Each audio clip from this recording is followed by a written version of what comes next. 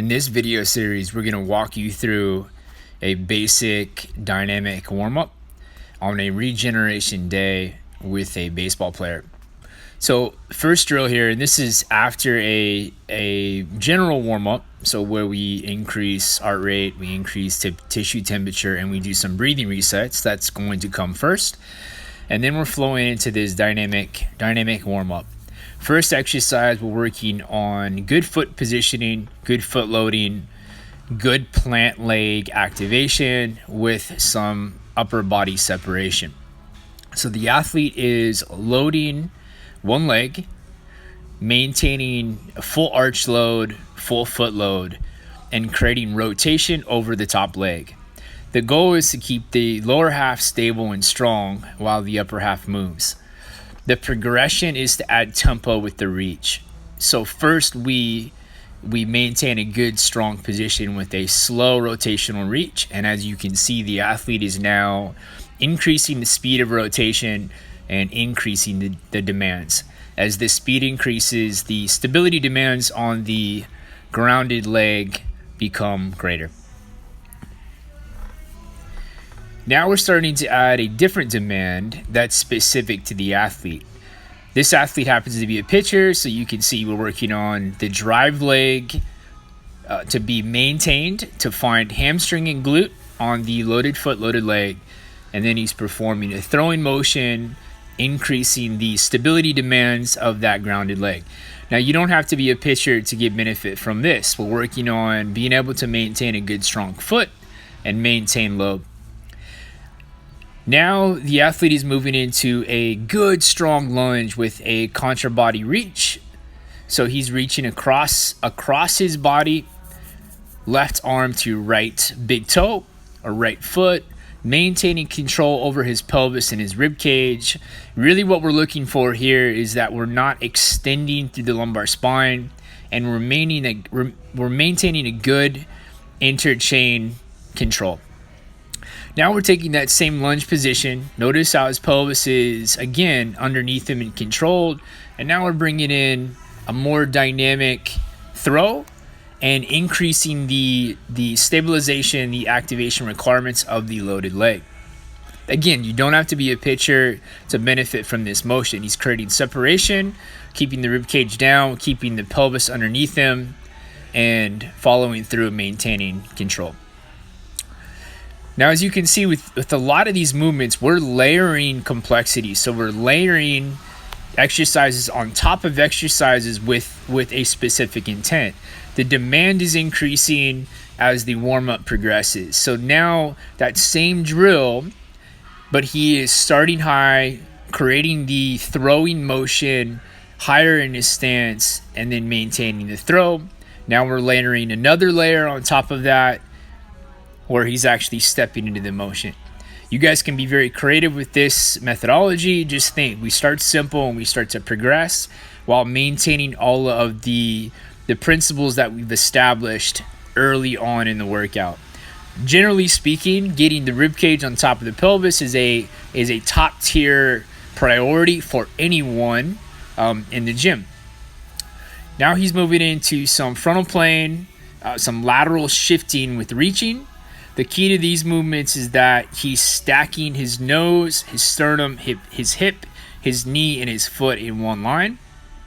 This is much harder to do than you would think, but it's, again, a really good drill for prepping the body for the workout or for a regen workout where we're trying to increase recovery. Stacking nose, sternum, hip, knee, and foot.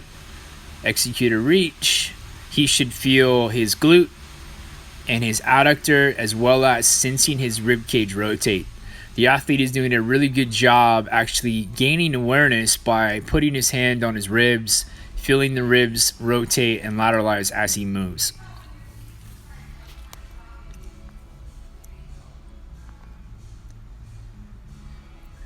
Now we're working into, again, some frontal plane movement, where he's working on single leg squat mechanics.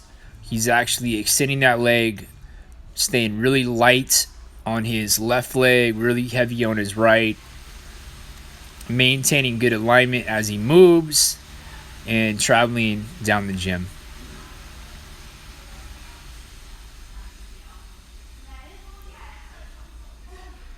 Rib cage and pelvis is stacked. Okay, now we're moving into some hip activation and some psoas mobility. So as you can see, his lead foot is on a glider, and he's actually using his trail leg, his left leg, to drive himself forward. Excuse me, I just sneezed. I don't know if you can hear that. Apologize for that. But his left leg is his drive leg. His right leg is being loaded. Now we're progressing that movement. We're increasing the stability demands and the load demands on that trail hip. Hip stays underneath him. He's not lumbar extending. He should feel some load on the right leg and some anterior hip mobility on the left leg. This particular movement, we're gonna perform 10 repetitions, getting as deep into the position as possible without losing control of the pelvis. We'll do that on both sides, and then we'll repeat.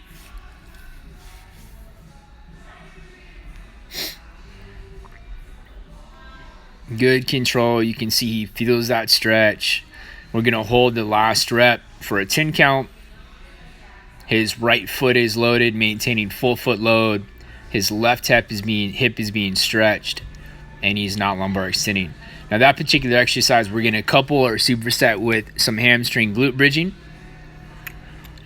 And really the same rules are being applied here. We want to make sure that the butt stays underneath, ribs stay down, the rib cage and the pelvis is being maintained, and we're not driving into lumbar extension. Most people in a hip bridge make the mistake of driving as high as they can without good alignment of the pelvis and the ribs, and they end up overactive through their lumbar tissue. It's a very simple adjustment that can be made, but you have to understand the requirements of the movement. If he had his shirt off and we were able to see his back, we wouldn't want to see a lot of concentric activity of his lumbar spine. We'd want to see that stay fairly neutral, fairly relaxed, and make the hip the driver. So we're training hip extension right there on the right side. He should feel hamstring and glute.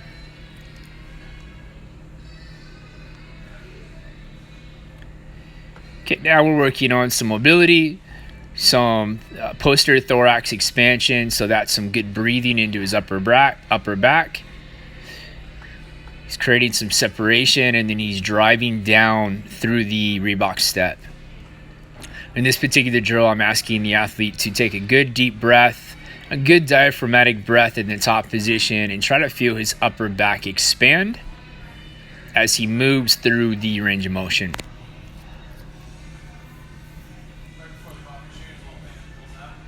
Now we're progressing the drill a little bit harder without the step.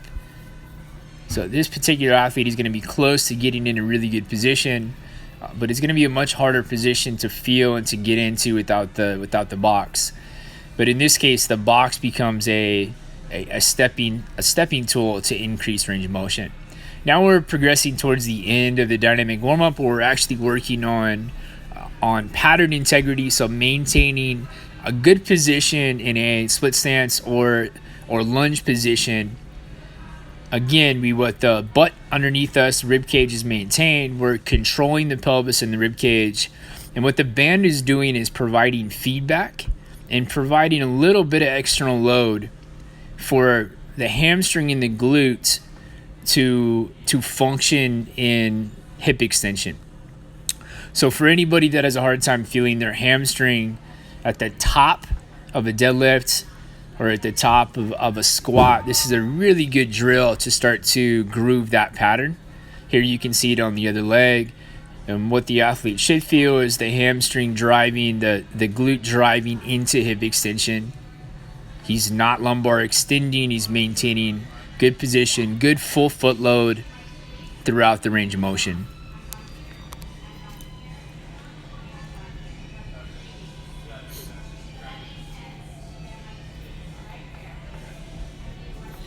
Inhale down, exhale up. We do work on breathing. Good, strong feel. And again, this day is a regeneration day for this athlete. So he trained hard the previous day, And we're using movement and pattern, positional integrity, positional patterns to facilitate recovery. We want our athletes to feel recovered and rejuvenated after this session. So it's a very light load, light volume day. This is really the only drill in this particular session that was loaded externally, and it's relatively lightweight. So the athlete is now holding a 20-pound dumbbell and performing the same movement. We're looking for maintaining the position, maintaining control, being able to cycle full breaths throughout the range of motion. 10 repetitions with a slight hold on the last rep. Inhale down.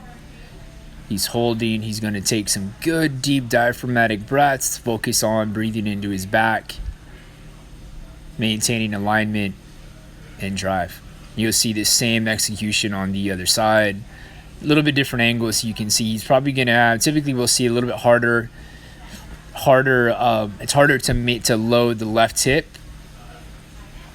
depending on the athlete, depending on the sport, but typically that's pretty common that the left side will be harder to load.